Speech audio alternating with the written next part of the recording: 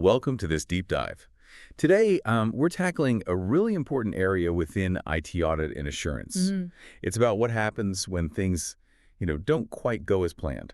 We're going to explore the world of irregularities and illegal acts in IT. Yeah, why understanding this stuff is so crucial and what the actual guidelines are for the professionals working in this space. Exactly. As instructors, we find this topic definitely sparks a lot of questions. IT audit provides the essential oversight for an organization's tech and data. Right. And the framework that kind of guides all this work is ITF.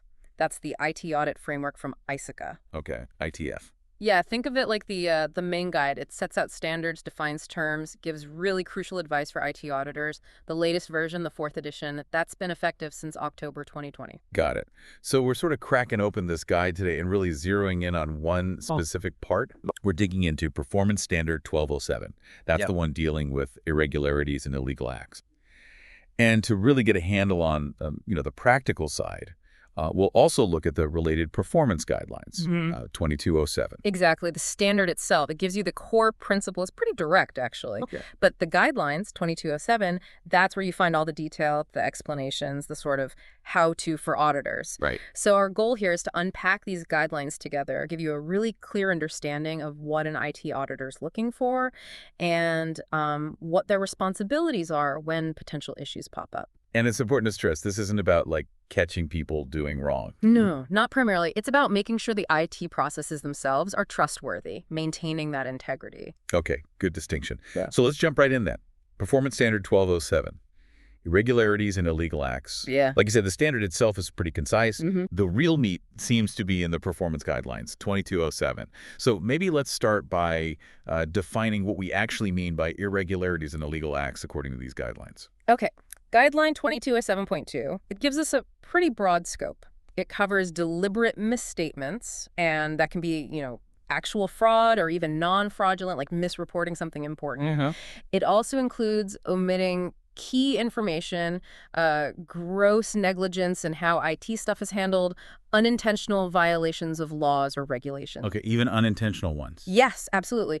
Also, unauthorized use of the company's assets and even actively helping someone else cover up any of these activities. Wow. Okay, that's quite a wide net. Can you maybe give us some relatable examples for listeners who might be coming at this from different angles? Sure. Think about a major change made to a critical system, but it wasn't documented properly. That could be an irregularity. Especially if it goes against policy. Exactly. If it violates established company policy, which the guideline specifically mentions, or someone getting unauthorized access to sensitive customer data. That's another big one. Right. That could be both an irregularity and illegal, depending on privacy laws. Precisely. Or maybe a company is unknowingly running some part of its IT setup in a way that violates, say, an environmental regulation.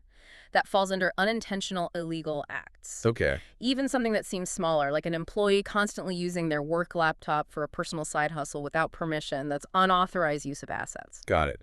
So it's definitely not just about deliberate, malicious stuff. Serious oversights, policy breaches, they all count. They do. Now, as instructors, we always talk about responsibility. So according to these guidelines, 2207.3, who's really on the hook for preventing these things in the first place? Well, that responsibility, it sits squarely with management. Okay. Guideline 2207.3 is really clear.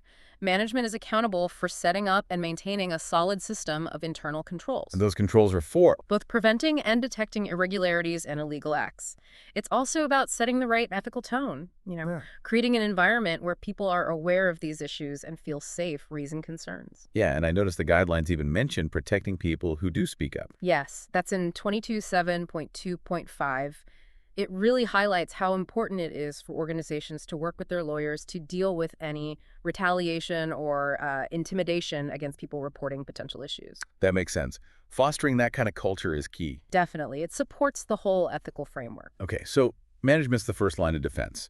Now let's pivot to the IT auditor's role. That's guideline 2207.4. How do we, as instructors, explain their responsibility here?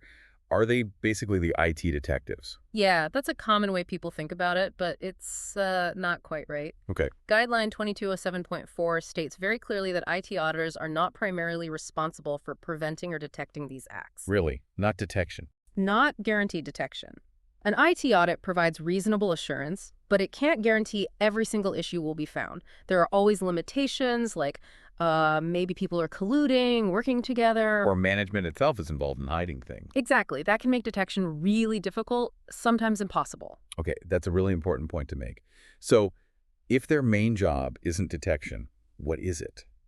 The auditor's key responsibility, and how we explain it, is to assess the risk of irregularities and illegal acts happening in whatever area they're auditing. Assess the risk. Right. And based on that risk assessment, they then have to design and perform their audit procedures. The tests and checks they do appropriately to address those specific risks they identified. That's 2207.4.2. Okay. And crucially, if during their work they stumble upon specific information that suggests an irregularity or illegal act has likely happened, then they have a professional duty to report that information. That's 20207.4.4. And it's not just about confirmed cases, is it? What if they just see red flags? Good point. Guideline 200 and 200 Feb.4.5 stresses that auditors need to tell management and governance, like the board or audit committee, if they find situations suggesting a higher risk, even without definite proof yet. So it's about giving a heads up. Exactly. Proactive risk awareness. And as instructors, we also emphasize that auditors need a decent understanding of the area they're reviewing to even spot those potential red flags and risk factors in the first place. That's 204.7.4.6. Right, you need context to spot anomalies. No. Okay, so this auditor mindset is all about risk assessment and tailoring the work. How does that initial risk assessment happen during the planning phase of an audit? It's 2207.5, right? Yes. During planning, that risk assessment is absolute critical. Guideline 2207.5 lists a whole bunch of factors auditors need to think about. Like what? Things like the company's overall ethical vibe, any history of past problems, big recent changes in management or IT systems, new business partners coming on board, how easy it might be to misuse assets, the strength of existing controls, relevant regulations, how good the process documentation is, the technical complexity, employee morale, Wow, good. potential layoffs, the company's financial health, and how aware management seems to be of all these risks. That is a very thorough list. Maybe we can pick one or two just to illustrate how an auditor might think about them. Sure, let's take corporate ethics. An auditor won't just look for a written code. They'd want to see proof it's actually used, communicated, enforced consistently. Are there things like whistleblower hotlines that are actually protected? Right. Is it real or just on paper? Exactly. And the tone from the top matters hugely.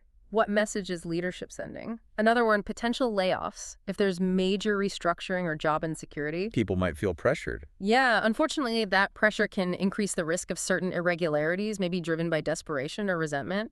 An auditor would be more alert in that kind of environment, maybe tweak their tests. That makes a lot of sense. So risks identified. How do they then design the specific audit tests, the procedures? That's 2207.6. Right. Guideline 2207.6 says the procedures have to be designed specifically to give reasonable assurance that those identified risks are covered. So targeted testing. Targeted, focused on the higher risk areas. And 2207.6.4 adds another layer they need to loop back and check if the tests they actually did align with the risks they initially identified, making sure nothing fell through the cracks. Okay, it's sort of validation step. Now, what if, during the audit fieldwork itself, the auditor finds something that makes them think, this looks suspicious. It's 2207.7, right? What are the first steps then? Yeah, 2207.7 covers how to respond. First thing an auditor needs to do is pause and consider the potential impact. Impact on what? On the audit itself, its objectives, the final report, and ultimately the impact on the whole organization. The guidelines give examples of triggers too, like maybe a sudden spike in customer complaints about data security, or weird, unexplained changes to who can access critical systems or data. That's 2207.7.2. Gotcha. So indicators pop up. What specific actions might they take then? Well, a really crucial first step implied by the guideline is usually talking to legal counsel. Get legal advice early. Yes, understand the legal and regulatory side of whatever they suspect. After that, 2207.7.3 says they typically focus on understanding the exact nature of the suspected act, the circumstances around it. Digging deeper. Exactly. Gathering more information to figure out the potential scope and impact on the audit. This might mean doing extra, more focused tests or expanding the work they were already doing. Okay, so investigate further, carefully. Now, they found something suspicious, taken initial steps. What's next for reporting these concerns inside the organization? That's 2207.8. Right, internal reporting. Guideline 2207.8 really emphasizes using professional judgment here. Auditors have to discuss their findings with the right level of management. And right level means? Importantly, at least one level above anyone who seems to be involved in the potential issue. Crucial for independence. Absolutely. Maintaining objectivity and independence throughout this whole process is paramount. And, as instructors, we often get asked about who needs to know and when. It sounds like a tricky balance. It really is. Guideline 2207.8.3 actually cautions against spreading reports about suspected issues too widely. Why is that? Because of the potential risks, someone could misuse the information, maybe exploit the weaknesses found, or it could damage the company's reputation, hurt stakeholder confidence, or employee morale. Okay. So the guidelines suggest maybe reporting these things separately to a smaller need-to-know group. And very importantly, 2207.8.5 stresses don't alert the people who might be involved. Right. Don't tip them off so they can cover their tracks. Exactly. You don't want evidence being suppressed or destroyed. And finally, 2207.8.6 just reminds everyone that the organization's own audit charter should lay out the rules for reporting these kinds of things. Makes sense. What about reporting outside the company? When does that become necessary? That's 2207.9. Yeah, external reporting. Guideline 2207.9 explains when this might be required. It usually comes down to legal or regulatory obligations. Obligations on who? Management or the auditors? Could be either or both. And these external requirements always trump internal company policies. Okay.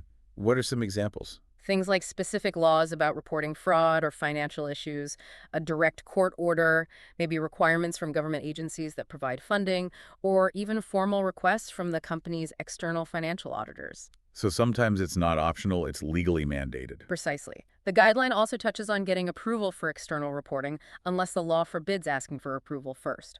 It's also usually good practice to let the external auditors know if something significant has been found. And what if management doesn't want to report externally when they should? That's covered in 2207.9.4. It's a critical point. The IT auditor should advise management of their reporting duties. And if management fails to disclose what they should or tries to suppress the findings, the auditor needs to get legal advice themselves on what to do next. Wow. Okay, that could put the auditor in a tough spot. It certainly could. All right. Lastly, Guideline 2207.0. It offers some sort of final thoughts or considerations for auditors dealing with these situations. What are the key takeaways there from an instructor's view?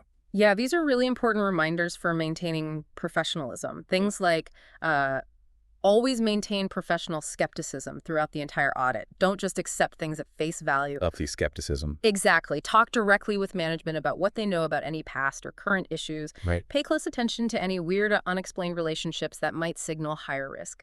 Specifically, design tests to look for ways management might override controls. That's a classic risk area. Thoroughly assess the potential impact of any errors found. Consider and disclose management's knowledge relative to who's responsible for controls. And finally, make sure findings are communicated appropriately up the chain to the right levels of management and governance. Okay, quite a list of crucial reminders there. Yeah. So as we sort of wrap up this deep dive, let's try to summarize the main takeaways from Standard 1207 and Guidelines 2207. I think the crucial points are, first, prevention and detection are primarily management's job. Right. But IT auditors play a vital role in assessing the risk of these things happening. They have to design their work to address those risks and be ready to respond properly if they find indicators. And that response includes careful internal reporting and sometimes external reporting too. Exactly. Knowing when and how to report is key. And for you, our listener, whether you're an auditor yourself or you work in IT or you oversee it, understanding these guidelines gives you, well, valuable insight into the checks and balances. How integrity is supposed to be maintained in IT environments. It shows the responsibilities involved. Absolutely. And while we've covered a lot in this deep dive, remember the full ITF document has even more detail. It's worth looking at if you want to explore further. Definitely a valuable resource. Ah, Okay, so let's end with a thought for you to mull over. okay. Considering all these responsibilities placed on IT auditors regarding irregularities and illegal acts, what role do you, in whatever way you interact with or oversee IT systems, play in fostering an environment of integrity and transparency? Ooh, good question. Turning it back on the listener. Something to think about in your own context. Thanks for joining us for this deep dive.